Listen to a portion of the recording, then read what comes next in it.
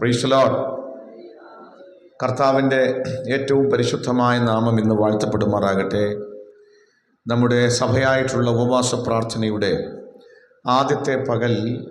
ആദ്യത്തെ സെഷനിൽ നമുക്കൊരുമിച്ച് ദൈവമുഖത്തേക്ക് നോക്കുവാൻ സ്വർഗത്തിലെ ദൈവമൊരുക്കിയ വിലപ്പെട്ട അവസരത്തിനായി ഞാൻ ദൈവത്തിന് സ്തോത്രം ചെയ്യുന്നു. നിങ്ങളെല്ലാവരെയും ഞാൻ കർത്താവിൽ വന്ദനം ചെയ്യുന്നു. ദൈവം ഇന്ന് നമ്മുടെ നടുവിലുണ്ട്. നമ്മുടെ പ്രാർത്ഥന കേൾക്കുന്ന ദൈവമാണ്. നമ്മുടെ യാചനയ്ക്ക് മറുപടി നൽകുന്ന ദൈവമാണ്. നമുക്ക് പ്രാർത്ഥനയോടെ ദൈവസന്നിധിയിലായിരിക്കാം. ഈ ഉപവാസ പ്രാർത്ഥന നമുക്ക് വ്യക്തിപരമായും നമ്മുടെ കുടുംബത്തിനും വളരെ അനുഗ്രഹമായി മാറട്ടെ എന്ന് ഞാൻ ആത്മാർത്ഥമായി പ്രാർത്ഥിക്കുകയാണ്. ഈ ദിവസങ്ങളിൽ ആമേൻ ദൈവസന്നിധിയിൽ കൂടുതൽ ഇരിക്കേണ്ടത് അത്യാവശ്യമാണ്. കാരണം നമ്മുടെ ദൈവം നമുക്ക് വേണ്ടി പ്രവർത്തിക്കാൻ തുടങ്ങുന്നുവെന്ന് ഞാൻ വിശ്വസിക്കുന്നു. ദൈവം നമുക്ക് വേണ്ടി പ്രവർത്തിക്കാൻ തുടങ്ങുന്നു എന്ന് നമുക്കൊരു ബോധ്യമുണ്ടായാൽ പിന്നെ നമ്മൾ പഴയതുപോലെ ഉഴപ്പില്ല. ദൈവം എനിക്ക് വേണ്ടി പ്രവർത്തിക്കുമെന്നൊരു ബോധ്യമുണ്ടായാൽ ആളുകൾ കൂടുതൽ ദൈവത്തോട് അടുക്കും. കർത്താവേ, എൻ്റെ എന്തെങ്കിലും പരാജയ നിമിത്തം, എൻ്റെ അകൽച്ച നിമിത്തം, എൻ്റെ പ്രാർത്ഥനാക്കുറവ് നിമിത്തം എന്നിൽ വെളിപ്പെടുവാനുള്ള ദൈവത്തിൻ്റെ പ്രവൃത്തി മാറല്ലേ. എനിക്കുണ്ടാകാൻ പോകുന്ന ഒരു വിടുതലിൻ്റെ വഴി അടയരുത്. എനിക്ക് വേണ്ടി കർത്താവ് പ്രവർത്തിക്കാൻ ആഗ്രഹിക്കുന്ന ഒരു തടസ്സവും വരാതിരിക്കത്തക്കവണ്ണം ഞാൻ കൂടുതൽ ദൈവത്തോട് അടുക്കും എന്ന് തീരുമാനിക്കുന്ന ഒരു ഭക്തൻ്റെ ലക്ഷണം. Price the Lord. അത് നമുക്ക് ദാനിയേൽ പ്രവാചകൻ്റെ അനുഭവത്തിൽ നിന്ന് അറിയാം. ദാനിയേലിന് ബാബിലോണിൽ വെച്ച് യിരെമ്യാ പ്രവാചകൻ്റെ പുസ്തകം വായിച്ചപ്പോൾ മനസ്സിലായി, ബാബിലോണിലെ പ്രവാസം അവസാനിക്കാൻ പോകുന്നു എന്ന് ദാനിയേലിന് യിരെമ്യാ പ്രവാചകൻ്റെ പുസ്തകം വായിച്ചപ്പോൾ മനസ്സിലായി. എന്ന് പറഞ്ഞാൽ തങ്ങളുടെ പ്രവാസ ജീവിതം തീരാറായി എന്ന് ദാനിയേലിനും മനസ്സിലായി. അപ്പോൾ ദൈവം തങ്ങളെ ഇവിടുന്ന് പുറപ്പെടുവിച്ച് തങ്ങളുടെ സ്വന്തം നാട്ടിലേക്ക് കൊണ്ടുപോകാനായിട്ട് ദൈവം ആഗ്രഹിക്കുന്നു. പ്രവാചകനിലൂടെ പറഞ്ഞിരിക്കുന്ന പ്രവചനം നിവൃത്തിയാകാൻ പോകുന്നു എന്ന് മനസ്സിലായി. അപ്പോൾ ഒരു വിടുതലിൻ്റെ അനുഗ്രഹത്തിൻ്റെ ഒരു ദൂത് മനസ്സിലാക്കിയ ദൈവദാസൻ നമ്മളൊക്കെ ചിന്തിക്കുന്ന പോലെ എന്തായാലും ദൈവം ഞങ്ങളെ ഉടനെ വിടിവിക്കുമെന്ന് മനസ്സിലായി. എന്നാൽ പിന്നെ ദൈവം വിടിവിക്കട്ടെ, ഞാൻ എൻ്റെ കാര്യം നോക്കി ജീവിക്കാമെന്നല്ല. അങ്ങനെയാണോ തീരുമാനിച്ചത്? ഒരിക്കലുമല്ല. ദാനിയേലിന് മനസ്സിലായി, എൻ്റെ വിടുതൽ അടുത്തിരിക്കുന്നു, ഞങ്ങൾക്ക് ഇവിടുന്ന് പുറപ്പെടാനുള്ള സമയമായി. അപ്പോൾ ദാനിയേലിന് ഒരു കാര്യം അറിയാം. ആത്മദൃഷ്ടിയുള്ള ദാനിയേലിന് മനസ്സിലായി, വിടുതൽ അടുത്ത് വന്നിരിക്കുന്ന ഈ സമയത്ത് ഞാൻ ഉപവാസത്തോടെ പ്രാർത്ഥനയോടെ ദൈവമുഖം അന്വേഷിക്കണം. Price the Lord. അതെന്തിനാണെന്ന് ചോദിച്ചാൽ ഞാൻ പൊതുവായിട്ടൊരു കാര്യം പറയാം. നമുക്ക് ഒരു വിടുതൽ നടക്കാൻ പോകുമ്പോൾ, നമുക്കൊരു അനുഗ്രഹം വെളിപ്പെടാൻ പോകുമ്പോൾ ശത്രു അടങ്ങിയിരിക്കില്ല. അവൻ എന്തു ചെയ്യും? പ്രവർത്തിക്കും. ശരിയാണോ? അവൻ പ്രവർത്തിക്കും, കൂടുതൽ ശക്തിയോടെ പ്രവർത്തിക്കും. അങ്ങനെയല്ലേ ഇസ്രായേലിൻ്റെ അനുഭവത്തിൽ നമ്മൾ വായിക്കുന്നത്? ഫറവോൻ്റെ കയ്യിൽ നിന്ന് രക്ഷപ്പെട്ട് അത്ഭുതങ്ങളും അടയാളങ്ങളും ഒക്കെ ചെയ്ത് അവിടെ നിന്ന് അവർ പുറപ്പെട്ടു വന്നല്ലേ. അവർ പുറപ്പെട്ടു വന്ന് ചെങ്കടലിൻ്റെ മുമ്പിൽ നിൽക്കുമ്പോൾ അവരൊരു കാര്യം കാണുക. എന്താ? ഫറവോനും സൈന്യവും ഇവരെ വിടാതെ പിന്തുടരുകയാണ്. ഈ ചെങ്കടൽ കടന്ന് ഇവർ പോയാൽ പിന്നെ എനിക്കിവരെ കിട്ടുകയില്ല, എൻ്റെ കയ്യിൽ അവരെ കിട്ടത്തില്ല. അതുകൊണ്ട് അവർ പറഞ്ഞുകൊണ്ട് വരുന്ന വാക്കുകൾ ഇങ്ങനെയാ: ഞാൻ അവരെ പിന്തുടരും, അല്ലേ, ഞാൻ അവരെ പിടിക്കും, ഞാൻ കൊള്ള പങ്കിടും, അല്ലേ, അങ്ങനെ ഞാൻ എൻ്റെ ആശ പൂർത്തീകരിക്കും. നോക്കിക്കേ, ഫറവോൻ അവരെ വിട്ടുകൊടുക്കാൻ തയ്യാറാകാതെ, അല്ലേ, പുറകെ വന്നവരെ ആക്രമിച്ച് കീഴടക്കം വരിക. എന്താ ഇത് വിളിച്ചു പറയുന്നത്?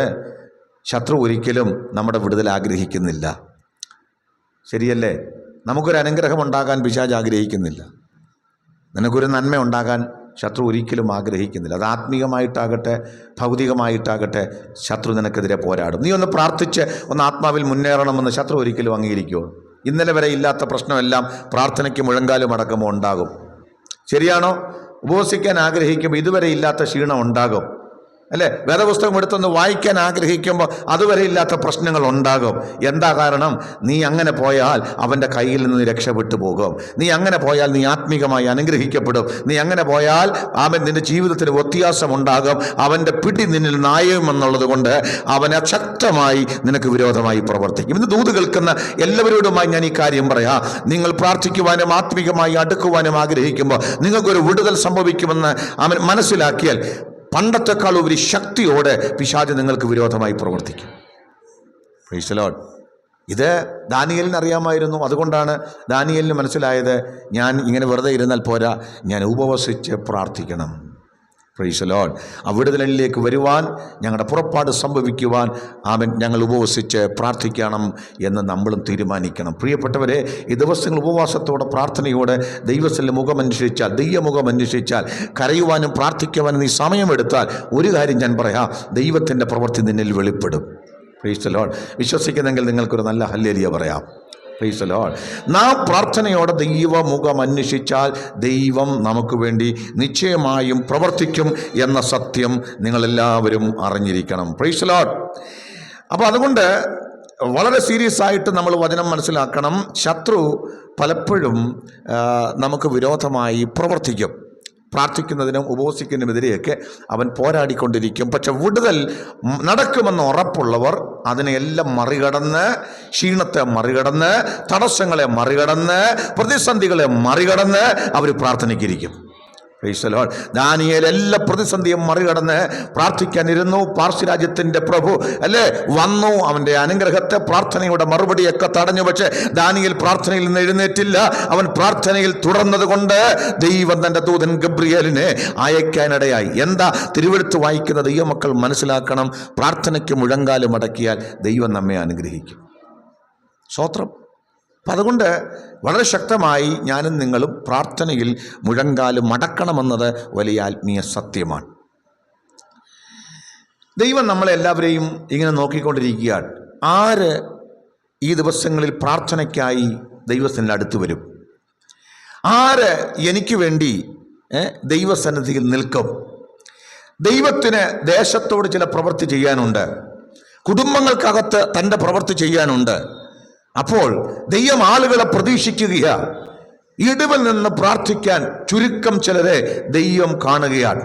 എല്ലാവരെയുമല്ല, എല്ലാവരെയും ദൈവം നോക്കുന്നില്ല. പ്രാർത്ഥനയ്ക്ക് എല്ലാവരെയും നോക്കുന്നില്ല. കാരണം എല്ലാവർക്കും പറ്റുന്ന പണിയല്ല ഇത്. സ്തോത്രം. എല്ലാവരെ കൊണ്ട് പറ്റുന്ന പരിപാടിയല്ല ഇത്. ദൈവത്തിൻ്റെ പ്രത്യേക നിയോഗം പ്രാപിച്ച ചിലർക്ക് മാത്രമുള്ള ഒരു ജോലിയാണ്. ദൈവം ഏൽപ്പിച്ച ഒരു നിയോഗമാണ്. ഇന്ന് പകൽക്കാലം ആ നിയോഗം എൻ്റെ മുമ്പിലിരിക്കുന്ന ജനം തിരിച്ചറിഞ്ഞത് ഏറ്റെടുക്കാമെങ്കിൽ നിങ്ങളിലൂടെ ദൈവം വലിയ അത്ഭുതങ്ങൾ ചെയ്യാനിടയായി തീരും.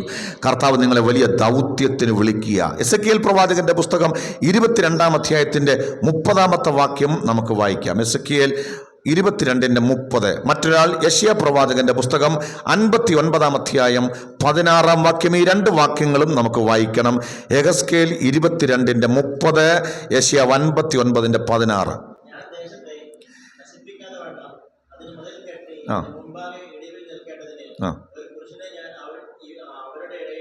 കണ്ടോ, ഞാൻ ദേശത്തെ നശിപ്പിക്കാതെ അതിന് മതിൽ കെട്ടി എൻ്റെ മുമ്പാകെ ഇടിവിൽ നിൽക്കേണ്ടതിന് ഒരു പുരുഷനെ ഞാൻ അന്വേഷിച്ചു, ആരെയും കണ്ടില്ല താനും. Price the Lord. ഇനി യെശയ്യാ പ്രവചനം 59:16 അതോടെ വായിക്കാം.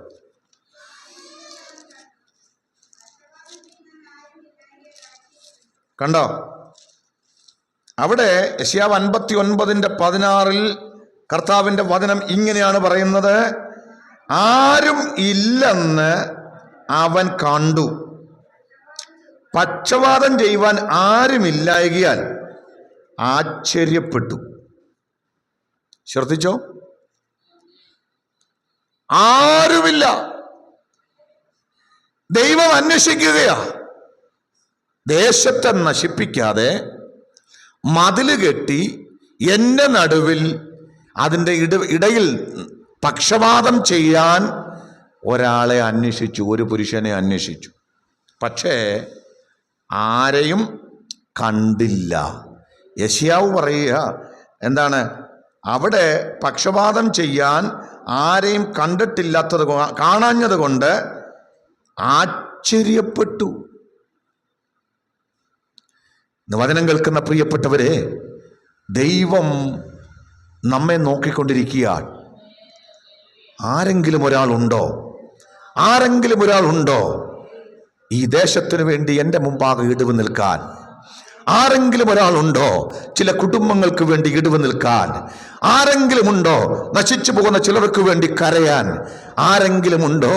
ചിലരെ അവൻ വഹിച്ചുകൊണ്ട് പ്രാർത്ഥിക്കാൻ, അവർക്ക് വേണ്ടി ദൈവസന്നിധിയിൽ ഒന്ന് നിലവിളിക്കാൻ ആരെങ്കിലും ഉണ്ടോ എന്ന് ദൈവം തമ്പുരാൻ നോക്കുകയാണ്. ഇന്ന് വചനം കേൾക്കുന്ന പ്രിയപ്പെട്ടവരെ, ആമേൻ, ദൈവം ആമേൻ ദേശത്തെ നശിപ്പിച്ച് ആമേൻ ദൈവത്തിൻ്റെ ന്യായവിധിയുടെ ക്രോധം ആമേൻ പകരാതിരിക്കുന്നത് ആമേൻ അവരെല്ലാവരും നീതിമാന്മാരായതുകൊണ്ടോ നല്ലവരായതുകൊണ്ടോ അല്ല, ആരൊക്കെയോ ഇടിവ് നിൽക്കുന്നത് കൊണ്ടാണ്. ഇന്ന് വചനം കേൾക്കുന്ന പ്രിയപ്പെട്ടവരെ, കുടുംബത്തിനകത്താകട്ടെ സഭയ്ക്കകത്താകട്ടെ വെളിയിലാകട്ടെ, ആളുകൾ ഇന്ന് ആമേൻ നിലനിൽക്കുന്നത്, ആളുകൾ ഇന്ന് തകരാതെ നിൽക്കുന്നത് ആരൊക്കെയോ ഇടിവ് നിൽക്കുന്നത് കൊണ്ടാ, ആരൊക്കെയോ പ്രാർത്ഥിക്കുന്നത് കൊണ്ടാ. ഇന്ന് പരിശുദ്ധാത്മാവ് ഈ ഉപവാസ പ്രാർത്ഥനയുടെ നടുവിൽ ഈ സഭയ്ക്കകത്ത് ചിലരെ അന്വേഷിക്കുകയാണ്. ചില കുടുംബങ്ങൾക്ക് വേണ്ടി ഇടിവ് നിൽക്കുവാൻ, ചില വ്യക്തികൾക്ക് വേണ്ടി കരയുവാൻ, ചില ദേശത്തിന് വേണ്ടി ദൈവമുമ്പാകെ നിലവിളിക്കുവാൻ ദൈവം നോക്കുകയാ. ദൈവം നോക്കിയിട്ട് ആരെയും കണ്ടില്ലെങ്കിൽ ആശ്ചര്യപ്പെടുകയാ. എന്താ ആരും വരാത്തത്? എന്താ ആളുകൾ നശിക്കുന്നത് ആളുകൾ കാണാത്തത്? എന്താ ഒരാൾക്കും ഒന്ന് തോന്നാത്തത്? അയ്യോ, ഇവരൊക്കെ നശിക്കുന്നല്ലോ, ഈ കുടുംബങ്ങൾ തകരുന്നല്ലോ, ആ പ്രിയപ്പെട്ടവർ തകർന്നു പോകുന്നല്ലോ, ഞാൻ എന്തുകൊണ്ട് ഒന്ന് ഇടിവിൽ നിൽക്കുന്നില്ല എന്ന് തോന്നാത്തത് എന്തുകൊണ്ടാണ്? അതാ ദൈവം നോക്കുന്നത്. ദൈവം നമ്മളെ നോക്കിക്കൊണ്ടിരിക്കുക.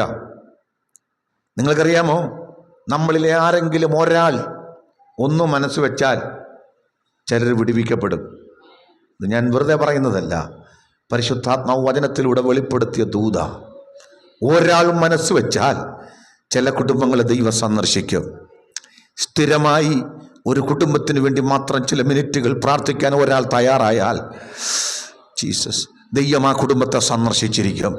Price the Lord, praise the Lord, praise the Lord. Amen. ചില നിമിഷങ്ങൾ, ചില ആമേൻ മിനിറ്റുകൾ ഒരു പ്രദേശത്തിന് വേണ്ടി, ഒരു ദേശത്തിന് വേണ്ടി, ചില ആമേൻ അല്ലേ പ്രത്യേകം വ്യക്തികൾക്ക് വേണ്ടി മനഃപൂർവ്വം ഇടിവിൽ നിൽക്കാമെങ്കിൽ ദൈവം പറയുക, ഞാൻ അവരെ രക്ഷിക്കാൻ തുടങ്ങും. ഈ ദൂത ദൈവസഭ ഏറ്റെടുക്കണം.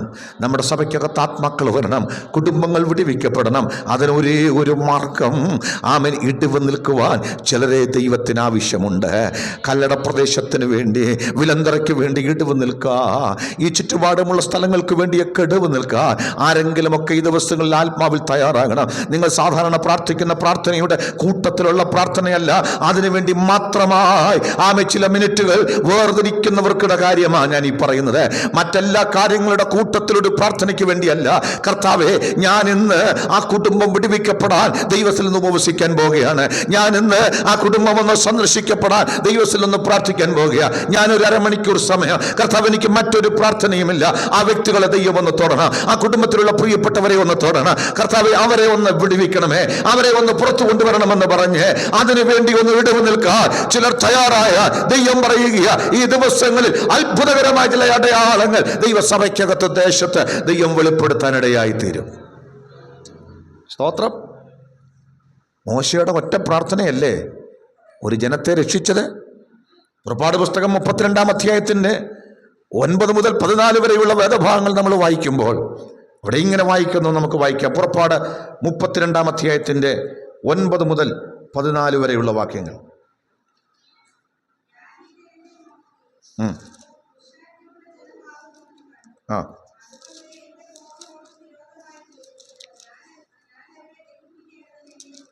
കണ്ടോ, ദൈവം പറയുക, ഞാൻ ഈ ജനത്തെ നോക്കി, അത് ദുശാഠ്യമുള്ള ജനമെന്ന് ഞാൻ കണ്ടു. അതുകൊണ്ട് എൻ്റെ കോപം അവർക്ക് വിരോധമായി ജ്വലിച്ച് ഞാൻ അവരെ ദഹിപ്പിക്കേണ്ടതിന് എന്നെ വിടുക. ആ പദം നിങ്ങൾ ശ്രദ്ധിച്ചോ? ഇതാരാ പറയുന്നത്? ദൈവം പറയുക. ഞാൻ അവരെ നോക്കി, ഇസ്രായേലിനെ നോക്കിയപ്പോൾ ദൈവം പറയുക, ഇവർ ദുശാഠ്യമുള്ള ജനമാ. നോക്കണേ, ദൈവത്തോട് ദുശാഠ്യം കാണിക്കുന്ന ജനം, ദൈവത്തോട് അനുസരണക്കേട് കാണിക്കുന്ന ജനം, ദൈവത്തോട് മറുതലിപ്പ് കാണിക്കുന്ന ജനം അല്ലേ, അവരെ ദൈവം നോക്കിയിട്ട് പറയുക, ഇവർ ദുശാഠ്യമുള്ളവരാണ്. അവൻ നോക്കണേ, ദുശാഠ്യം കാണിച്ച ദൈവത്തിന് മിണ്ടാതിരിക്കാൻ പറ്റുമോ? ദൈവം അവരെ അല്ലേ നശിപ്പിക്കും. പറയുക, ഞാൻ എൻ്റെ കോപം അവർക്ക് വിരോധമായി ജ്വലിച്ച് ഞാൻ അവരെ ദഹിപ്പിക്കാൻ എന്നെ വിടുക. നോക്കണേ, അവിടെ എഴുതിയിരിക്കുന്ന ഒരു പദം ഞാനങ്ങ് ചിന്തിക്കുക. എന്നെ വിടുക എന്ന് പറഞ്ഞ കോപം ജ്വലിച്ച് അവരെ ദഹിപ്പിക്കാനായിട്ട് ദൈവം പോകുമ്പോ ദൈവത്തെ ആരോ പിടിച്ചു വച്ചിരിക്കുന്നു. ദൈവത്തെ ആരോ തടഞ്ഞു വച്ചിരിക്കുന്നു. ആരാ തടഞ്ഞു വെച്ചത്? ആരാ തടഞ്ഞു നിർത്തിയിരിക്കുന്നത്? മോശ. Price the Lord, praise the Lord. ഇന്ന് പകൽ പ്രാർത്ഥിക്കുന്ന നിനക്ക് നിന്റെ കണ്ണുനീരിന് ദൈവത്തെ പിടിച്ചു നിർത്താൻ പറ്റുമോ? Jesus, Jesus. പറ്റുമെന്ന ഈ തിരുവെഴുത്ത് പറയുന്നത്. നിനക്കവനെ പിടിച്ചു നിർത്താൻ പറ്റും.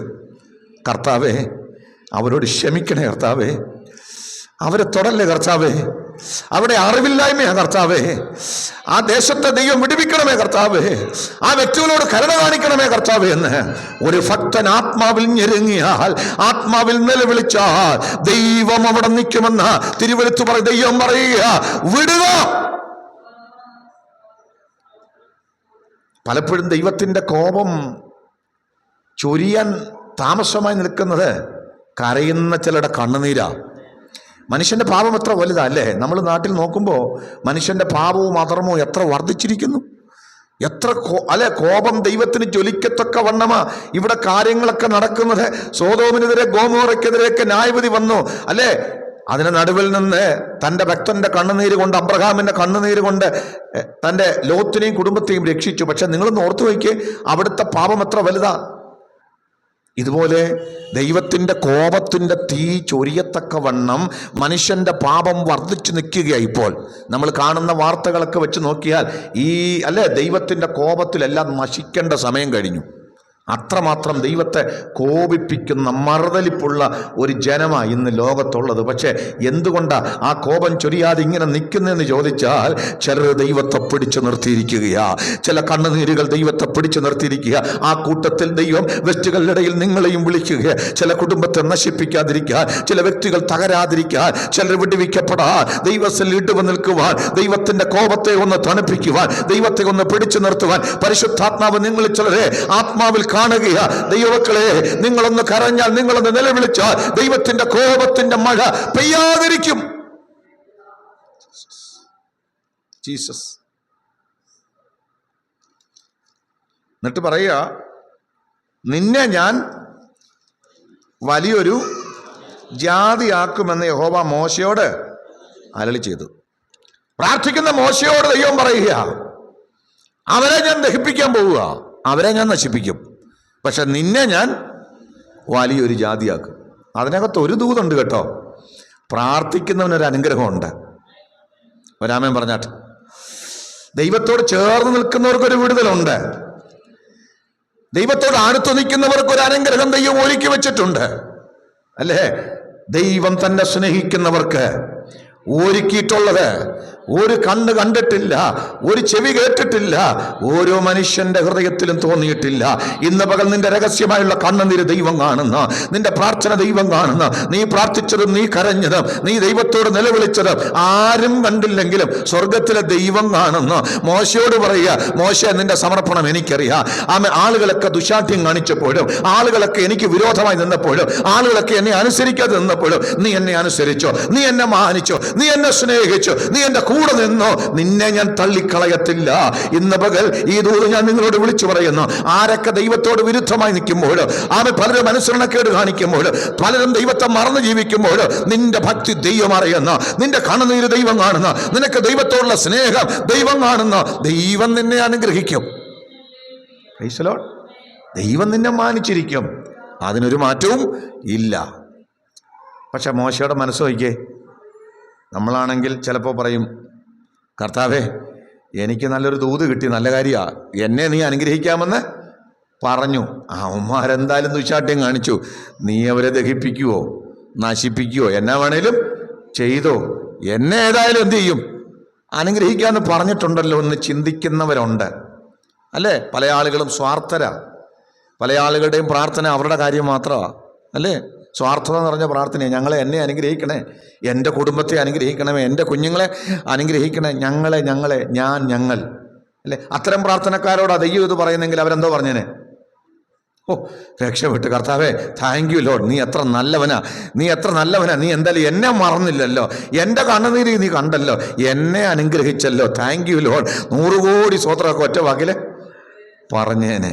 പക്ഷെ മോശ തികച്ചും വ്യത്യസ്തനായ മനുഷ്യനാ. മോശ അവിടെ പറയുന്ന കാര്യം നിങ്ങളൊന്ന് വായിച്ചേ. ആ ആ ആ ആ നിന്റെ മഹാബലം കൊണ്ടും ഭുജവീര്യം കൊണ്ടും മിസ്രയീം ദേശത്ത് നിന്ന് കൊണ്ടുവന്ന ജനമാ, അല്ലേ? ഇസ്രായേലിനെ ദൈവം കൊണ്ടുവന്ന പ്രവൃത്തി ലോകത്തിലെ അത്ഭുതമാ. സ്തോത്രം, അല്ലേ? മിസ്രയീമ്യ ഇരുമ്പ് ചൂളയ്ക്കകത്തു നിന്ന് തൻ്റെ ജനത്തെ വിടുവിക്കുവാൻ ദൈവം പ്രവർത്തിച്ച അത്ഭുതങ്ങൾ ആളുകൾ കണ്ട് ഭയപ്പെട്ടു. 10 ബാധകൾ, മിസ്രയീമിലെ ദേവന്മാരെ മുഴുവൻ ന്യായം വിധിക്കുന്ന ബാധകൾ, ലോക ചരിത്രം കണ്ടിട്ടില്ലാത്ത അത്ഭുതങ്ങൾ, അല്ലേ? അതൊക്കെ ചെയ്തല്ലേ ദൈവം അവരെ കൊണ്ടുവന്നത്. സ്തോത്രം, എത്ര വലിയ അത്ഭുതങ്ങളാ ഇസ്രായേലിനെ കാണിച്ചത്, അല്ലേ? ഒടുവിൽ പെസഹ കുഞ്ഞാടിൻ്റെ, അല്ലേ, രക്തം കട്ടിലക്കാലിന്മേലും കുറുമ്പടിമേലും പുരട്ടി സംഹാര ദൂതനെ അയച്ച് മിസ്രയീമിലെ ആദിജാതനെയൊക്കെ കൊന്നുകളഞ്ഞ് തൻ്റെ ജനത്തെ രക്തത്താൽ വിടുവിച്ച് സ്തോത്രം പുറപ്പെടുവിച്ചു കൊണ്ടുവന്ന ദൈവം എത്ര വലിയ അത്ഭുതം ചെയ്ത ദൈവമാ. ദൈവത്തോട് പറയുക, നീ ഇത്രയും വലിയ അത്ഭുതമൊക്കെ ചെയ്ത് വിടുവിച്ചിട്ട് നീ അവരെ ഇപ്പൊ ദഹിപ്പിക്കുക എന്ന് പറയുന്നത് ശരിയാണോ? ദൈവത്തോട് ചോദിക്കുക. വചനം കേൾക്കുന്ന പ്രിയപ്പെട്ടവരെ, അത്ഭുതങ്ങളും അടയാളങ്ങളും കാണിച്ച ഇസ്രായേലിനെ കൊണ്ടുവന്നത്. പക്ഷേ ദൈവത്തിന് മുമ്പിൽ അത്ഭുതങ്ങളും അടയാളങ്ങളും ഒന്നുമല്ല വിഷയം, നിനക്കിപ്പോൾ നിൽക്കാനുള്ള മനസ്സുണ്ടോ എന്നുള്ളതാ. നമുക്ക് പണ്ട് ദൈവം ഒത്തിരി കാര്യങ്ങളൊക്കെ ചെയ്തു, കർത്താവേ, അതൊന്നും അല്ല വിഷയം. ദൈവത്തിന് വിഷയം ഇന്ന് നിനക്ക് എന്നോട് സ്നേഹമുണ്ടോ എന്നുള്ളതാണ്. പക്ഷെ മോശ പറഞ്ഞു, നീ ഇത്രയും അത്ഭുതങ്ങളൊക്കെ ചെയ്ത് കൊണ്ടുവന്നതല്ലേ, നീ ഇത്രയും ഭുജവീര്യമൊക്കെ ചെയ്തതല്ലേ. ദൈവത്തിന് ഇതൊക്കെ അറിയില്ലേ? ദൈവത്തിന് ഇതൊക്കെ അറിയാം. പക്ഷേ അത് പറയാനൊരാൾ വേണം. ദൈവത്തിനെല്ലാം അറിയാം, അതേറ്റു പറയാൻ ഒരാൾ വേണം. ഹിസ്കിയാവ് പറഞ്ഞില്ലേ, കിടന്നുകൊണ്ട് ചുമരിന് നേരെ മുഖം തിരിച്ച് പറഞ്ഞില്ലേ, ഇവൻ ജീവിച്ചതൊക്കെ ദൈവത്തിന് അറിയില്ലേ? കർത്താവെ, ഞാൻ നിന്നെ ഏകാഗ്രതയോടെ നിർമ്മലതയോടെ ഭയഭക്തിയോടെ സേവിച്ചത് ഓർക്കണേന്ന് പറഞ്ഞില്ലേ? ഇത് പറയാതെ തന്നെ ആർക്കറിയാം? ദൈവത്തിനറിയാം. പക്ഷേ അത് ഹിസ്കിയാവ് പറയണം. Price the Lord. അതാ ദൈവത്തിൻ്റെ ഇഷ്ടം. ഇന്ന് പകൽക്കാലം നടത്തിയ വിധങ്ങളൊക്കെ പറഞ്ഞൊന്ന് സ്തോത്രം ചെയ്യണം. ദൈവമേ, നീ എന്നെ നടത്തിയതാ, എന്നെ തള്ളിക്കളയല്ലേ, നീ എൻ്റെ ജീവിതത്തിൽ അത്ഭുതങ്ങൾ ചെയ്തതാ, നീ എന്നെ മറക്കല്ലേ കർത്താവേ, നീ എൻ്റെ കുടുംബത്തിന് വേണ്ടി ചെയ്തതല്ലേ, ഞങ്ങളെ അങ്ങനെ തള്ളിക്കളയരുതേ എന്ന് പറയണം കേട്ടോ. അത് അതരം തുറന്ന് പറയാൻ ലജ്ജയില്ലാതൊന്ന് പറഞ്ഞാൽ, നീ എൻ്റെ കുടുംബത്തിന് വേണ്ടി ചെയ്തത്, എത്ര ചേറ്റിൽ നിന്നാണ് ഞങ്ങളെ വിടുവിച്ചത്, എത്ര പോരാട്ടത്തിനകത്തുനിന്ന് ഞങ്ങളെ കൊണ്ടുവന്നത്, എത്ര കഷ്ടത്തിൽ നിന്ന് ഞങ്ങളെ വിടുവിച്ച് പുറത്തു കൊണ്ടുവന്നത്, അതല്ല നീ മറക്കുമോ? ജീസസ് എന്ന് പറഞ്ഞാൽ ദൈവം മുമ്പാകെ അതെല്ലാം നമുക്ക് ഓർമ്മയുണ്ടെന്ന് നമ്മൾ പറയണം. നമ്മൾ ചിലപ്പോഴും ദൈവത്തെ മറക്കുന്നത് എപ്പോഴാ? നടത്തിയതൊക്കെ അങ്ങ് മറക്കുമ്പോഴാ, അല്ലേ? അപ്പോൾ ദൈവം ചിന്തിക്കാടാ, ഞാൻ ഇത്രയും നടത്തിയതൊക്കെ ഇവൻ എന്ത് ചെയ്തു? അങ്ങ് മറന്നു. പ്രാർത്ഥിക്കാനിരിക്കുമ്പോൾ, ഇല്ല കർത്താവേ, ഞാനൊന്നും മറന്നിട്ടില്ല, അങ്ങ് എന്നെ നടത്തിയത് മറന്നിട്ടില്ല, അങ്ങ് എന്നെ കൊണ്ടുവന്നത് മറന്നിട്ടില്ല, അങ്ങ് എനിക്ക് വേണ്ടി ചെയ്തതൊന്നും ഞാൻ മറന്നിട്ടില്ല കർത്താവേ, ഇന്നും ഞാനത് ഓർക്കുന്നു. എൻ്റെ ദൈവമേ, എന്നെ കൈവിടല്ലേ. അതാ പ്രാർത്ഥനയുടെ അർത്ഥം. മോശ പറയാ, നിന്റെ ജനത്തിന് വിരോധമായി നിന്റെ കോപം ജ്വലിക്കുന്നതും എന്ത്? അടുത്തത്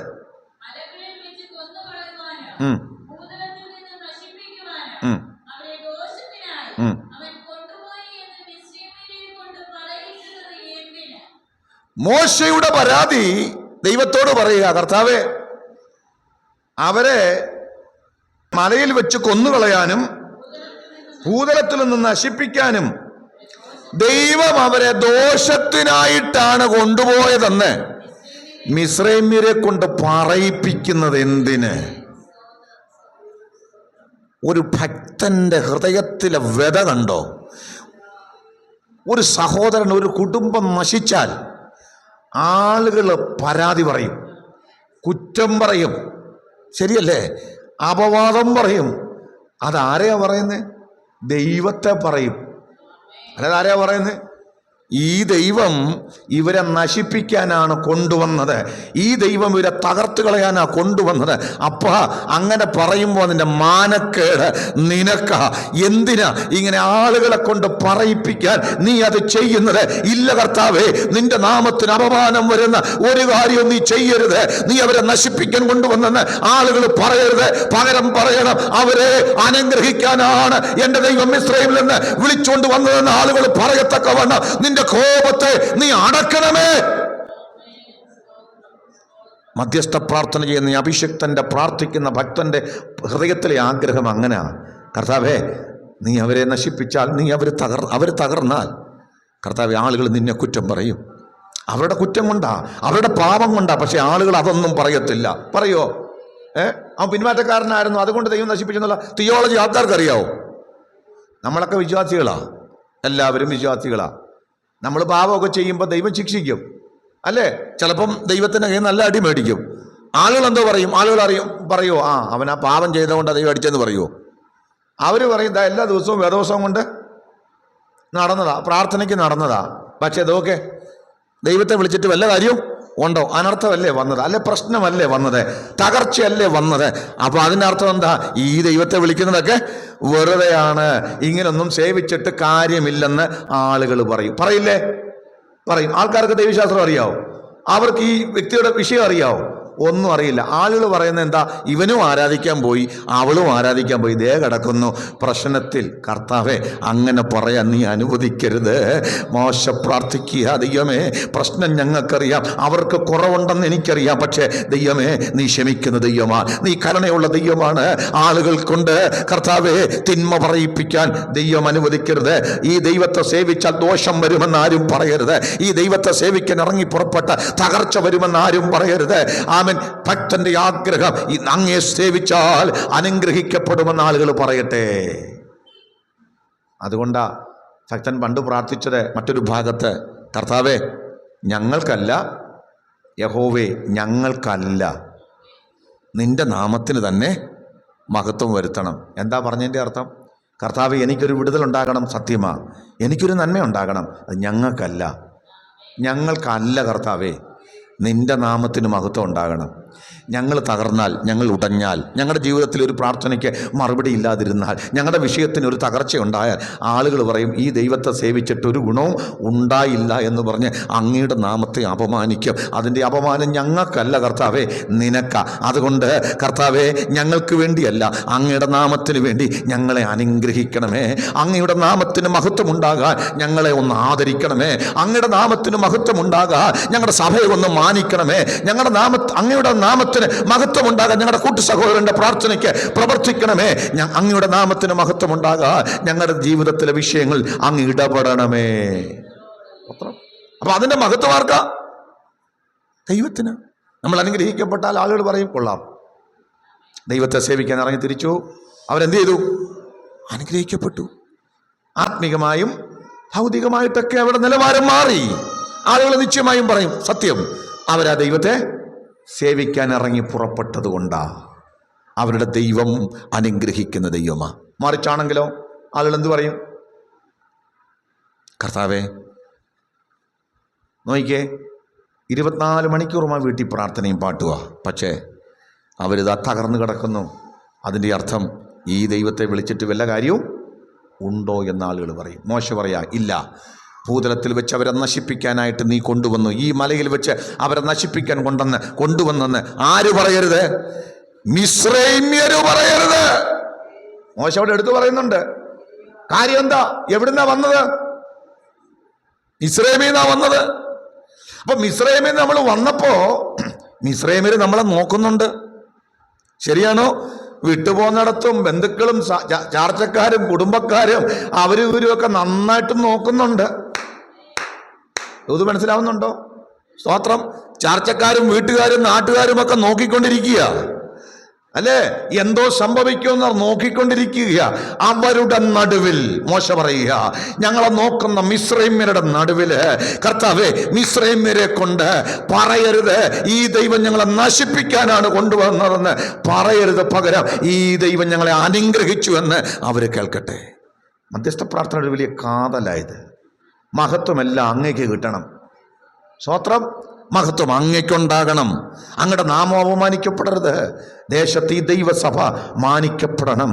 കുടുംബങ്ങൾ അനുഗ്രഹിക്കപ്പെടണം. കർത്താവേ, അങ്ങനെ അങ്ങയുടെ നാമത്തിന് മഹത്വമുണ്ടാകണം.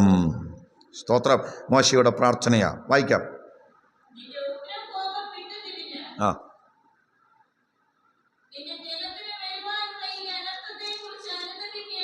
കണ്ടോ? ദൈവത്തോട് പറയാം, നിന്റെ ഉഗ്രകോപം വിട്ടുതിരിഞ്ഞ് ജനത്തിന് വരുവാനുള്ള അനർത്ഥത്തെക്കുറിച്ച് നീ ഒന്ന് അനുദപിക്കണമേ. 14 വാക്യം വായിച്ചു. അപ്പോൾ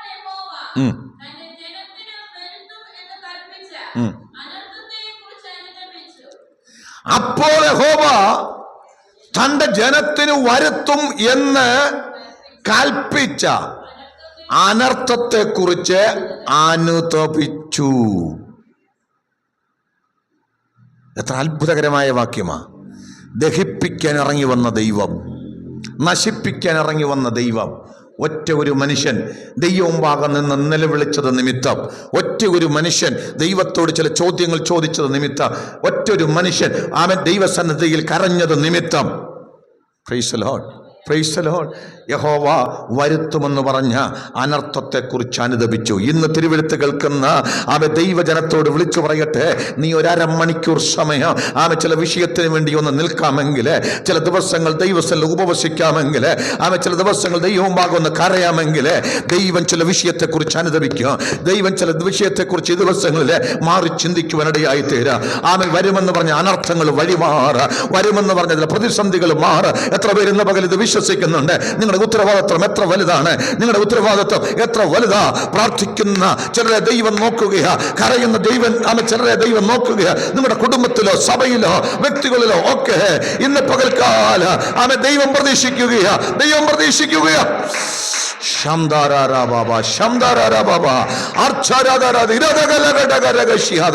ചില കുടുംബങ്ങളുടെ അനർത്ഥങ്ങൾ വഴിമാറാൻ, ചില വ്യക്തികളുടെ അനർത്ഥങ്ങൾ വഴിമാറാൻ, ചിലർക്ക് വേണ്ടി വഴിവാതിലുകൾ തുറക്കപ്പെടുവാൻ, ചിലർക്ക് വേണ്ടി അത്ഭുതങ്ങൾ ചെയ്യുവാൻ, ചില വ്യക്തികൾ മാനിക്കപ്പെടുവാൻ.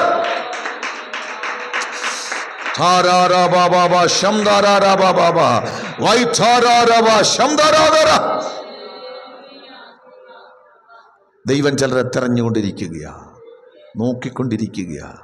നിശ്ചയമായി ദൈവം ചിലത് പ്രവർത്തിക്കാൻ പോകുക. നിങ്ങളുടെ കണ്ണുനീര് കണ്ട് ദൈവം അനർത്ഥത്തെക്കുറിച്ച് അനുദപിക്കാൻ പോകുക. നിങ്ങളുടെ കണ്ണുനീര് കണ്ട് ദൈവം ചിലർക്ക് വേണ്ടി പ്രവർത്തിക്കാൻ പോകുകയാണെന്ന് അവൻ നിശ്ചയമായും ഞാൻ ദൈവസന്നിധിയിൽ വിശ്വസിക്കുന്നു. Price the Lord. എഫെസ്യ ലേഖനം 6-ാം അധ്യായത്തിൻ്റെ 18-ാമത്തെ വാക്യം, ഏതു നേരത്തും ആത്മാവിൽ പ്രാർത്ഥിച്ചും അതിനായി ജാഗരിച്ചും കൊണ്ട് അല്ലേ പ്രാർത്ഥനയിൽ പൂർണ്ണ സ്ഥിരത കാണിപ്പീൻ. മധ്യസ്ഥ പ്രാർത്ഥനയ്ക്ക് ദൈവസന്നിധിയിൽ മുഴങ്കാലം അടക്കുമ്പോൾ ഒരു ദൈവ പൈതൽ തിരിച്ചറിയേണ്ട ഒരു കാര്യം, എൻ്റെ പ്രാർത്ഥന ആത്മാവിൽ പ്രാർത്ഥനയാണ്, ആത്മാവിലുള്ള പ്രാർത്ഥനയാണ്. ഞാൻ നേരത്തെ പറഞ്ഞില്ലേ, ഈ ജഡത്തിൽ നമ്മൾ പ്രാർത്ഥിക്കാൻ തുടങ്ങുമ്പോൾ നമ്മുടെ ആവശ്യങ്ങളായിരിക്കും കൂടുതൽ. നമുക്ക് മധ്യസ്ഥ അണയ്ക്കാൻ പറ്റുകയില്ല. കാരണം ജഡം എപ്പോഴും നമ്മുടെ കാര്യമാണ് കൂടുതൽ ചിന്തിക്കുന്നത് അല്ലെ. അവിടെ മറ്റൊരാളുടെ വിടുതൽ സെക്കൻഡറിയാ, അതിനെക്കുറിച്ച് ചിന്തിക്കുന്നത് അവിടെ ചുരുക്കമാ. നമുക്കെപ്പോഴും നമ്മുടെ കാര്യത്തിലേക്ക് വരും. പക്ഷേ പരിശുദ്ധാത്മാവിൽ പ്രാർത്ഥിക്കാൻ തുടങ്ങിയാൽ, സ്തോത്രം, ആത്മനിയോഗത്തിൽ പ്രാർത്ഥിക്കാൻ തുടങ്ങിയാൽ അവിടെ നമ്മുടെ പ്രാർത്ഥന ദൈവഹിതവുമായിട്ട് അനുരഞ്ജനപ്പെടാൻ തുടങ്ങും. ദൈവഹിതവുമായിട്ട് അനുരഞ്ജനപ്പെടാൻ തുടങ്ങും. ഇപ്പൊ ഞാനൊരു വ്യക്തിക്ക് വേണ്ടി പ്രാർത്ഥിക്കുമ്പോൾ ഞാൻ ആത്മാവിലാണ് പ്രാർത്ഥിക്കുന്നതെങ്കിൽ നിങ്ങളുടെ പൂർണ്ണ വിഷയം, അതായത് ആത്മാവിനറിയാം, എനിക്കറിയില്ല. ഞാനിപ്പോൾ സെൽവ സിസ്റ്ററിന് വേണ്ടി പ്രാർത്ഥിക്കുക. സെൽവ എന്നോട് പറഞ്ഞ കുറച്ച് കാര്യങ്ങളല്ലാതെ വേറൊന്നും എനിക്ക് അറിയില്ല. പക്ഷേ ഞാൻ സെൽവ സിസ്റ്ററിന് വേണ്ടി പരിശുദ്ധാത്മാവിൽ പ്രാർത്ഥിച്ചാൽ, ആത്മാവിൻ്റെ നിയോഗത്തിൽ പ്രാർത്ഥിച്ചാൽ, അന്യഭാഷകളിൽ പ്രാർത്ഥിച്ചാൽ, അല്ലേ, പരിശുദ്ധാത്മ നിറവിൽ ഞാൻ പ്രാർത്ഥിക്കാൻ തുടങ്ങിയാൽ, സ്തോത്രം, ആ പ്രാർത്ഥന എന്താണോ ദൈവം സെൽവയുടെ ജീവിതത്തിൽ ചെയ്യാൻ ആഗ്രഹിക്കുന്നത് അതിനു വേണ്ടിയുള്ള പ്രാർത്ഥനയാക്കി മാറ്റും. അത് ഈ ദിവസങ്ങളിൽ നിങ്ങൾ അറിയണം. Praise the Lord. അതുകൊണ്ടാണ് നമ്മുടെ പ്രാർത്ഥന ആത്മതലത്തിലേക്കൊന്ന് പോകണമെന്ന് പറഞ്ഞത്. Praise the Lord. അന്യഭാഷകളിൽ സംസാരിക്കുന്നവൻ മനുഷ്യനോടല്ല ദൈവത്തോട് സംസാരിക്കുന്നു, അവൻ ആത്മാവിൽ മർമ്മങ്ങളെ സംസാരിക്കുന്നു. ഇന്ന് പകൽ ആമൻ പ്രാർത്ഥനയിൽ ആത്മാവിലൊന്ന് പ്രാർത്ഥിച്ചു തുടങ്ങിയാട്ടെ. ഒരു ദേശത്തിന് വേണ്ടി പ്രാർത്ഥിക്കുമ്പോൾ ആ പ്രാർത്ഥന അല്ലെ നമ്മുടെ ബുദ്ധിയുള്ള പ്രാർത്ഥനയിൽ നിന്ന് മാറി ഒരു ആത്മതലത്തിലേക്ക് പോകണം. ഹല്ലേലൂയ. അപ്പോഴാ അത് ആത്മാവ് ഏറ്റെടുക്കുന്ന പ്രാർത്ഥനയായി മാറുന്നത്. ആത്മാവ് എന്തറിയുന്നോ? ആഴങ്ങളെ, ദൈവത്തിൻ്റെ ആഴങ്ങളെ ആരായുന്നതാണ് പരിശുദ്ധാത്മാവെന്ന് പറയുന്നത്. അതുകൊണ്ട് ഈ ദിവസങ്ങളിൽ പരിശുദ്ധാത്മാവിനെ പ്രാപിച്ച ദൈവമക്കള് ആത്മാവിൽ നിറഞ്ഞ് അന്യഭാഷകളിൽ പ്രാർത്ഥിക്കാൻ തുടങ്ങുമ്പോൾ ഒരുപക്ഷെ ദൈവം നിങ്ങളെ ദേശങ്ങളുടെ വിടുതലിന് വേണ്ടി പ്രാർത്ഥിക്കാൻ ഉപയോഗിക്കും, വ്യക്തികളുടെ വിടുതലിന് വേണ്ടി പ്രാർത്ഥിക്കാൻ ഉപയോഗിക്കുക. നിങ്ങൾ ഇതുവരെ കണ്ടിട്ടില്ലാത്ത വ്യക്തികൾക്ക് വേണ്ടി പ്രാർത്ഥിക്കാൻ പരിശുദ്ധാത്മാവ് ഉപയോഗിക്കുക. നിയോഗങ്ങൾ നൽകാം, ദർശനങ്ങൾ നൽകാം, കാഴ്ചപ്പാടുകൾ നൽകാം. ആത്മനിറവിൽ നിയോഗത്തിൽ നിങ്ങൾ പ്രാർത്ഥിക്കാൻ തുടങ്ങും. ആ ആത്മ നിയോഗത്തിലുള്ള പ്രാർത്ഥന വലിയ ഫലം കൊണ്ടുവരും, അത് വലിയ വിടുതൽ കൊണ്ടുവരും, അത് വലിയ ദൈവപ്രവൃത്തി വെളിപ്പെടുത്തുവാനിടയായി തീരും. ആത്മാവിലുള്ള പ്രാർത്ഥനയ്ക്ക് ഏറ്റവും അനുയോജ്യമായ മാർഗം ഉപവസിച്ചു പ്രാർത്ഥിക്കുക എന്നുള്ളതാണ്. നമ്മൾ ഉപവാസത്തിലായിരിക്കുമ്പോൾ നമ്മൾ കൂടുതൽ ദൈവത്തിൽ കേന്ദ്രീകരിക്കപ്പെടും. സ്തോത്രം, സ്തോത്രം. ഉപവസിച്ച് പ്രാർത്ഥിക്കാൻ തുടങ്ങുമ്പോൾ കൂടുതൽ ഏകാഗ്രതയിലേക്ക് പോകും. Price the Lord. അപ്പോഴാണ് ആത്മാവിലുള്ള ഒരു വലിയ നിറവിൽ നമുക്ക് പോകാൻ എളുപ്പം പറ്റും. സ്തോത്രം. നമ്മുടെ പ്രാർത്ഥനയുടെ രീതി മാറും. അങ്ങനെ ആത്മാവിൽ ജനം പ്രാർത്ഥിക്കുമ്പോൾ ചില വിഷയങ്ങൾക്കുള്ള വിടുതലുണ്ടാകും. ഹല്ലേലൂയ. മോശ ദൈവമുമ്പാകെ ഏറ്റവും അടുത്ത് നിന്ന് പ്രാർത്ഥിച്ചു, അല്ലേ? അതുപോലെ അടുത്ത് നിൽക്കാൻ നമുക്ക് ആത്മാവിൽ കഴിയും. ഏറ്റവും നിയറസ്റ്റ് ആയിട്ട്, അല്ലേ? മോശ എപ്പോഴും പ്രാർത്ഥിച്ചപ്പോൾ എങ്ങനെ? പർവ്വതത്തിലേക്ക് വിളിച്ചു മോശയെ, അവിടെ ചെന്നിരുന്ന് പ്രാർത്ഥിച്ചു, അല്ലേ? 40 ദിവസം ദൈവത്തോട് കൂടെ ചെലവഴിച്ചെന്നാ, അങ്ങനല്ലേ? 40 ദിവസം ദൈവത്തോട് കൂടെ ചെലവഴിച്ചു. അങ്ങ് മോശ പ്രാർത്ഥിച്ചു. ഇത് ദൈവത്തോട് ചേർന്നിരിക്കുമ്പോഴാണ് ദൈവഹിതവുമായിട്ട് നമ്മൾ യോജിക്കുന്നത്. അതിനേറ്റവും നല്ല മാർഗമാണ് ദൈവസ്ഥലം ഉപവസിച്ച് പ്രാർത്ഥിക്കുന്നത്. ഹല്ലേലൂയ. മനസ്സിലാവുന്നുണ്ടോ? ദിവസങ്ങളിൽ ഉപവാസത്തോടെ പ്രാർത്ഥനയോടെ നാം ദൈവമുഖത്തേക്ക് നോക്കിയാൽ ദൈവം അസാധാരണമായ ചില പ്രവർത്തിക്ക് നമ്മളെ ഒരുക്കുവാനിടയായിത്തീരും. പ്രിയപ്പെട്ടവരെ, അനേകരുടെ വിടുതലിന് വേണ്ടി നാം ഉപവസിച്ച് പ്രാർത്ഥിക്കണം. ഞാൻ നേരത്തെ പറഞ്ഞില്ലേ, ഒരു ദേശത്തിൻ്റെ വിടുതലിന് വേണ്ടി നമ്മളെ ദൈവം കണ്ടിരിക്കുകയാണ്. ചില കുടുംബങ്ങൾക്ക് വേണ്ടി ഇടിവ് നിന്ന് മതില് കെട്ടി പ്രാർത്ഥിക്കാൻ ദൈവം നോക്കുക. ഈ ദിവസങ്ങളിൽ ആത്മാവ് എന്നോട് പറയുക, ദേശത്തെ ഞാൻ വിടുവിക്കണമെങ്കിൽ ദേശത്തിന് വേണ്ടി ഉപവസിച്ച് പ്രാർത്ഥിക്കണം. നിൻ്റെ ഉപവാസം ദേശത്തിൻ്റെ വിടുതലിനാകണം. ഒരു വ്യക്തിക്ക് വേണ്ടി നീ പ്രാർത്ഥിക്കാൻ തുടങ്ങുമ്പോൾ ഒരു വിടുതൽ വേണമെങ്കിൽ ആ വ്യക്തിക്ക് വേണ്ടി ദൈവസ്ഥലിൽ വേറിട്ടിരുന്ന് ഉപവസിച്ച് പ്രാർത്ഥിക്കാനൊന്ന് തയ്യാറായിക്കേ. ദൈവം ആ പ്രാർത്ഥനയിലൂടെ ചിലത് ചെയ്യാൻ പോകുക. ദൈവം അന്വേഷിച്ചു, ആരെയും കണ്ടില്ല, ആശ്ചര്യപ്പെടുക. എന്നാൽ ദൈവം ഇതിനകത്ത് ചിലരെ കാണുകയാണ്. അവൻ ദിവസങ്ങളെ കുഞ്ഞുങ്ങൾക്ക് വേണ്ടി ഒരു വിടുതലിനാകട്ടെ, ഉപവസിച്ച് അവർക്ക് വേണ്ടി ആത്മാവിൽ ജാഗരിച്ച് പ്രാർത്ഥിക്കണം. ദിവസങ്ങൾ ഉപവാസത്താലോ പ്രാർത്ഥനയാലോ അല്ലാതെ ചിലത് നീങ്ങിപ്പോകത്തില്ല, ചിലത് അഴിയത്തില്ല. ആ ഒരു വിഷയത്തിന് വേണ്ടി ഉപവസിച്ച് കണ്ണുനീരോടെ പ്രാർത്ഥിക്കാൻ തീരുമാനമെടുത്താൽ നിശ്ചയമായും ദൈവം വിടുതലയക്കും. സ്തോത്രം. 21 ദിവസം ദാനിയേൽ ഉപവാസത്തോടെയായിരുന്നത്. സ്തോത്ര. ആമൻ. മുഴങ്കാൽ ഉപവാസത്തോടെ ഇരുന്ന ഭക്തന് വേണ്ടി ദൈവം തൻ്റെ ദൂതനെ ആമൻ അയച്ചു എന്ന് തിരുവെഴുത്ത് വായിക്കുന്നെങ്കിൽ ഉപവാസത്തോടെ ഈ ദിവസങ്ങളിൽ വിഷയങ്ങൾക്കായി പ്രാർത്ഥിക്കാൻ ജാഗരിച്ച് പ്രാർത്ഥിച്ചാൽ ഞാനൊരു കാര്യം, ഏത് അഴിയാത്തതും അഴിക്കാൻ, ആമൻ ഏത് ബന്ധനങ്ങളും തകർക്കാൻ ദൈവത്തിൻ്റെ ശക്തി പുറപ്പെടും. നിങ്ങളുടെ പ്രാർത്ഥന മൂലം കുടുംബങ്ങൾ വിടുവിക്കപ്പെടും, വ്യക്തികൾ വിടുവിക്കപ്പെടും, ദേശം വിടുവിക്കപ്പെടും, അത്ഭുതങ്ങൾ നടക്കും. ശംധരാരവ രബദര ജഗന ഘടക അർച്ചരാധര വൈഡവാന ഘടക ശതരേ ധികല ധികര ജഗന വർച്ചരധികര ജഗന ഘടക ശംധര. അപ്പം ഒരു ചെറിയ കൂട്ടം മതി, കുറച്ചാളുകൾ മതി, ഒരാൾ മതി. അവരുടെ സമർപ്പണത്തിൽ ദൈവം പ്രവർത്തിക്കുമെന്നായി പറഞ്ഞതിൻ്റെ അർത്ഥം. Price the Lord, praise the Lord. എപ്പോഴും ആൾ കൂടി ഇത് നടക്കത്തില്ല. നടക്കുമോ? നടക്കത്തില്ല. ആൾ കുറവായിരിക്കും, പക്ഷെ ഉള്ളവർ നല്ലതായിരിക്കണം, അവർ കൃത്യമായിരിക്കണം, അവർ ശക്തരാകണം, അവരാത്മാവിൽ ഒരുമിച്ച് പ്രാർത്ഥിക്കുന്നവരായിരിക്കണം. വിശ്വസിക്കുന്നെങ്കിൽ നിങ്ങൾക്ക് ദൈവത്തിന് സ്തോത്രം ചെയ്യാം. ഞാൻ കഴിഞ്ഞ ആഴ്ച നിങ്ങളോട് പറഞ്ഞതാ, കപ്പൽ ഛേദത്തിൽ അകപ്പെട്ടു. ഒറ്റയാളെ ഉള്ളായിരുന്നു അതിനകത്ത്, നീതിമാനായി, പ്രാർത്ഥിക്കുന്നവനായി, ദൈവബന്ധമുള്ളവനായി. ആരാ? പൗലോസ് മാത്രം. That's enough. മതി, മതി. ആ ഭക്തന് ദൈവത്തോട് ബന്ധമുണ്ടെങ്കിൽ അവൻ നിമിത്തം അവിടെ ഒരു വിടുതൽ നടക്കും. ചിലർ വിടുവിക്കപ്പെടും, അവിടെ ദൂതൻ വരും, അല്ലേ? ചിലർ രക്ഷപ്പെടും. എത്ര പേര് വിശ്വസിക്കുന്നുണ്ട്? നമ്മുടെ പ്രാർത്ഥനാ ജീവിതത്തിന് കരുത്ത് വർദ്ധിച്ചാൽ, നമ്മുടെ വിശുദ്ധിയുടെ ആഴം വർദ്ധിച്ചാൽ, നാം ദൈവത്തോട് ചേർന്ന് നടക്കുന്ന ദൈവമനുഷ്യരായി ഈ ദിവസങ്ങളിൽ ഒന്ന് ജീവിക്കാൻ, ഒന്ന് ആത്മാവിലൊന്ന് ഒരുങ്ങിയാൽ, ഒന്ന് തയ്യാറെടുത്ത് ദൈവവുമായിട്ട് നമുക്ക് പ്രോപ്പർ കമ്മ്യൂണിക്കേഷൻ ഉണ്ടായാൽ, ദൈവം നമ്മുടെ പ്രാർത്ഥനയ്ക്ക് ചെവി കോർക്കാൻ തുടങ്ങിയാൽ, മോശയെ പോലെ, പൗലോസിനെ പോലെ ഞാനും നിങ്ങൾ ഈ ദിവസങ്ങളിൽ ദൈവശബ്ദം കേൾക്കുന്നവരായി മാറിയാൽ, ഞാൻ നിങ്ങളോട് പറയുക, ഒരുപാട് പേര് വേണ്ട, ഒത്തിരി ആളുകൾ വേണ്ട. പരിശുദ്ധാത്മാവ് നിന്റെ നിമിത്തം അവന് കുടുംബത്തെ, നിന്റെ നിമിത്തം സഭയെ, നിന്റെ നിമിത്തം ദേശത്തെ, നിന്റെ നിമിത്തം ചില കൂട്ടത്തെ വിടുവിച്ച് പുറത്തു കൊണ്ടുവരും. കാരണം അത് ദൈവത്തിന്റെ നീതിയാ. നമ്മൾ വായിച്ച കുറിവാക്യത്തിലും എങ്ങനെയാ വായിച്ചത്? ഞാൻ ദേശത്തെ മതിൽ കെട്ടി ഞാൻ ദേശത്തെ നശിപ്പിക്കാതിരിക്കേണ്ടതിന് ചുറ്റും മതിൽ കെട്ടി ഇടിവ് നിൽപ്പാൻ ഒരു പുരുഷനെ അന്വേഷിച്ചെന്ന. ആമേൻ, ആമേൻ. ഒരാളെ അന്വേഷിച്ചു. ദൈവം തിരക്കുക ഒരാളെ. ജീസസ്. ചിലതിന് ചുറ്റും മതിൽ കെട്ടാൻ. എവിടെ മതിൽ കെട്ടണം? ഏതിനെയാണോ സംരക്ഷിക്കേണ്ടത് അതിന് ചുറ്റും മതിൽ കെട്ടണം.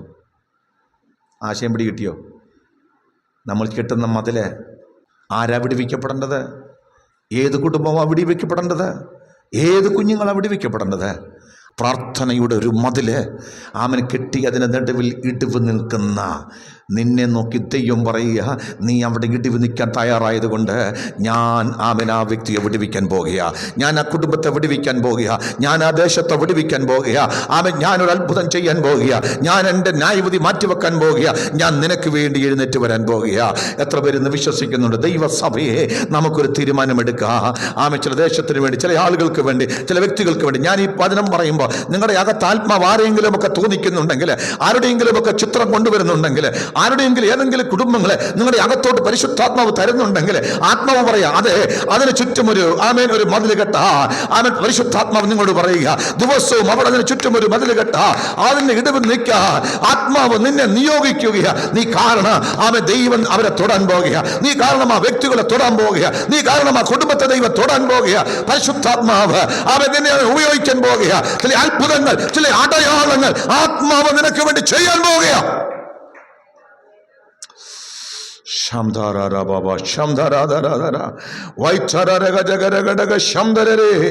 അധികാരമുള്ള യേശുവിന്റെ നാമത്തിൽ ഞങ്ങൾ ആത്മാവിൽ ജയമെടുക്കുക. കർത്താവ് നമുക്ക് വേണ്ടി പ്രവർത്തിക്കും.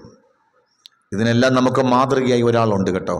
ഞാൻ മനുഷ്യരുടെ കാര്യമൊക്കെ പറഞ്ഞു, മോശയുടെ കാര്യം പറഞ്ഞു, അല്ലേ? പറഞ്ഞില്ലേ? ദാനിയേലിൻ്റെ കാര്യം പറഞ്ഞു. പക്ഷേ ഇവരൊക്കെ ഉണ്ടെങ്കിലും മധ്യസ്ഥതയ്ക്കും ഇടിവ് നിൽക്കുന്നതിനും നമുക്ക് ഏറ്റവും പ്രധാനപ്പെട്ട ഒരേ ഒരു മധ്യസ്ഥനാ, അത് നമ്മുടെ കർത്താവാ. Praise the Lord, praise the Lord. സ്തോത്രം. അവൻ മതിൽ കെട്ടിയതുപോലെ ആരും കെട്ടിയിട്ടില്ല. സ്തോത്രം. അവൻ നമുക്ക് വേണ്ടി കരയുന്നത് പോലെ വേറെ ആരും കരഞ്ഞിട്ടില്ല. സ്തോത്രം. ഇന്ന് പകലും ഇവിടെ ജീവനോടെ നിൽക്കുന്നത് അവൻ നമുക്ക് ചുറ്റും അവൻ പ്രാർത്ഥനയുടെ മതിൽ കെട്ടിയത് കൊണ്ടാണ്. Jesus, Jesus, Jesus, Jesus. പിതാവിൻ്റെ അവൻ സന്നിധിയിൽ നമുക്ക് വേണ്ടി മധ്യസ്ഥത അണയ്ക്കുന്നൊരു മഹാപുരോഹിതൻ. ഹല്ലേലൂയ. എബ്രായ ലേഖനം 7-ാം അധ്യായത്തിൻ്റെ 25-ാമത്തെ വാക്യം ഇങ്ങനെ വായിക്കുന്നു. വേഗം വായിക്കാം. എബ്രായർ 7:25. ജീസസ്. ആ അതുകൊണ്ട് താൻ മുഖാന്തരമായി ദൈവത്തോട് അടുക്കുന്നവർക്ക് വേണ്ടി പക്ഷപാതം ചെയ്യുവാൻ സദാ ജീവിക്കുന്നവനാകയാൽ അവരെ പൂർണ്ണമായി രക്ഷിപ്പാൻ അവൻ പ്രാപ്തനാകുന്നു. കണ്ടോ? ഇന്ന് പകൽ നമ്മുടെ മധ്യസ്ഥൻ നമുക്ക് വേണ്ടി അല്ലേ പിതാവിൻ്റെ സന്നിധിയിൽ പക്ഷപാതം കഴിച്ചുകൊണ്ടിരിക്കുന്നു. അതുകൊണ്ട് നമ്മെ പൂർണ്ണമായി രക്ഷിക്കാൻ അവൻ പ്രാപ്തനാ. ഇന്ന് പകൽ അവൻ്റെ മധ്യസ്ഥതയിലാണ് നമ്മൾ നിൽക്കുന്നത്. കേട്ടോ? എത്ര പേര് വിശ്വസിക്കുന്നുണ്ട്? സ്തോത്രം, സ്തോത്രം, സ്തോത്രം. ആളുകളൊക്കെ പറയുന്നത് പോലെ മരിച്ചുപോയ വേറെ ആരുടെയും മധ്യസ്ഥതയിലല്ല നമ്മൾ നിൽക്കുന്നത്, അല്ലേ? നമ്മൾ നിൽക്കുന്നത് മരണത്തെ ജയിച്ചുയർത്തെഴുന്നേറ്റ് പിതാവിൻ്റെ വലത്തു ഭാഗത്ത് നമുക്ക് വേണ്ടി മധ്യസ്ഥത അണയ്ക്കുന്ന നമ്മുടെ കർത്താവിൻ്റെ മധ്യസ്ഥതയിലാണ്. അവരെ പൂർണ്ണമായി രക്ഷിക്കാൻ അവൻ പ്രാപ്തനാ. പത്രോസിനെ പരീക്ഷിക്കാനായിട്ട് സാത്താൻ വന്നില്ലേ? ഗോതമ്പ് പോലെ പാറ്റേണ്ടതിന് അനുവാദം ചോദിച്ചെന്ന നമ്മൾ വായിക്കുന്നത്. പക്ഷേ കർത്താവ് പറയുക, ആമേൻ, ഞാനോ നിനക്ക് വേണ്ടി അപേക്ഷിച്ചു. നിന്റെ വിശ്വാസം പോകാതിരിക്കേണ്ടതിന് ഞാൻ നിനക്ക് വേണ്ടി അപേക്ഷിച്ചു. ഇന്ന് പകൽ നമുക്ക് വേണ്ടി മധ്യസ്ഥത അണയ്ക്കുന്ന ഒരു കർത്താവുണ്ട്. അത് മാതൃകയാക്കി നമ്മൾ ചിലർക്ക് വേണ്ടി മധ്യസ്ഥത അണയ്ക്കണം. കർത്താവേ, അങ്ങനെക്ക് വേണ്ടി മധ്യസ്ഥത അണയ്ക്കുന്നതുകൊണ്ടാണ് ഞാനിവിടെ നിൽക്കുന്നത്. ആമേൻ, എന്നെ അങ്ങേക്കറിയാം കർത്താവേ. മറ്റു ചിലർക്ക് വേണ്ടി കരയാൻ, മറ്റു ചിലർക്ക് വേണ്ടി നിലവിളിക്കാൻ അവർക്ക് ദൈവത്തെ അറിയില്ല, അവർക്ക് യേശുവായിട്ട് ബന്ധമില്ല. അങ്ങനെയുള്ള ചിലരെ വിടുവിക്കുവാൻ ആമേൻ അവർക്ക് വേണ്ടി മധ്യസ്ഥത അണയ്ക്കാൻ എന്നെ ഒന്ന് അഭിഷേകം ചെയ്യണമേ. മധ്യസ്ഥ പ്രാർത്ഥനയുടെ ആത്മാവിനാൽ എന്നെ ഒന്ന് നിറയ്ക്കണമേ. മധ്യസ്ഥ പ്രാർത്ഥനയുടെ ആ ഒരു ശക്തിയാൽ എന്നെ നിറയ്ക്കണമെന്ന് ഇന്ന് പകൽക്കാലം നമ്മൾ ആത്മാവിൽ പ്രാർത്ഥിച്ചു തുടങ്ങിയ ഏറ്റവും വലിയ ശുശ്രൂഷയിലേക്ക് ഈ ദൈവമക്കളെ ദൈവം കൊണ്ടുപോകുക. എല്ലാവർക്കും പ്രസംഗിക്കാൻ കഴിയില്ലായിരിക്കാം, എല്ലാവർക്കും പാടാൻ കഴിയില്ലായിരിക്കാം, എല്ലാവർക്കും പ്രവചന വരമില്ലായിരിക്കാം. പക്ഷേ ഞാൻ നിങ്ങൾ വിളിച്ചു പറയുന്നു, ഏറ്റവും വലിയൊരു ശുശ്രൂഷ, ഒരു മധ്യസ്ഥ പ്രാർത്ഥനയുടെ ആത്മാവ് ദൈവം നിങ്ങൾക്ക് തരട്ടെ. എപ്പഫ്രാസിനെ പോലെ സ്തോത്രം, പ്രാർത്ഥനയിൽ അഭയാചന കഴിക്കുന്ന, പോരാടുന്ന ഒരാത്മാവിനെ പരിശുദ്ധാത്മാവ് നിങ്ങളുടെ അകത്ത് തരട്ടെ. നമ്മുടെ കർത്താവാണ് ഏറ്റവും വലിയ മധ്യസ്ഥൻ, ജീസസ്. എല്ലാ കണ്ണുകളും തമ്പുരാൻ്റെ മുമ്പാകെ ഇന്ന് രാവിലെ ഒന്ന് അടയട്ടെ. ഇന്ന് രാവിലെ നമ്മുടെ ദൈവത്തിൻ്റെ ആത്മാവ് സംസാരിച്ചു.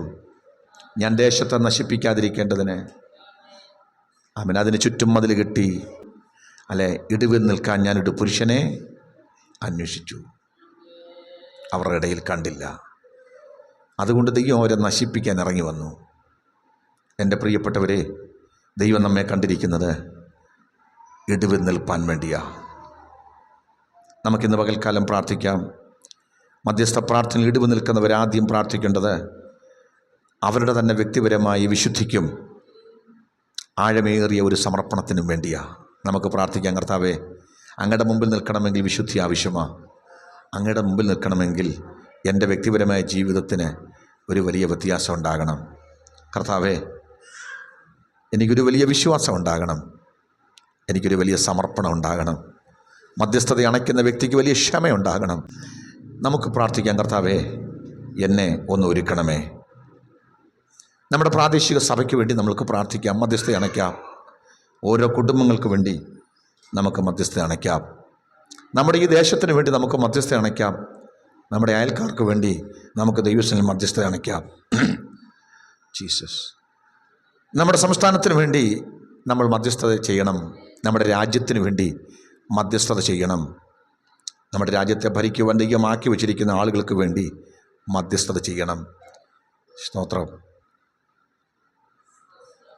ഇടിവ് നിൽക്കുവാൻ ഏറ്റവും ചുരുക്കം ആളുകളേ ഉള്ളൂ.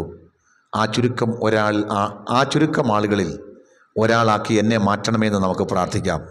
എല്ലാവർക്കും ഈ കൃപയില്ല, എല്ലാവർക്കും ഈ സമർപ്പണമില്ല. കർത്താവേ, മധ്യസ്ഥത അണയ്ക്കാനുള്ളൊരു സമർപ്പണം എനിക്ക് നൽകണമേ എന്ന് നമുക്ക് പ്രാർത്ഥിക്കാം. ഒരു കാര്യം കൂടെ പറയാം, ഈ പ്രാർത്ഥനയ്ക്കൊരു വലിയ പ്രതിഫലമുണ്ട്. ഈ ദൈവബന്ധത്തിന് വലിയൊരു പ്രതിഫലമുണ്ട്.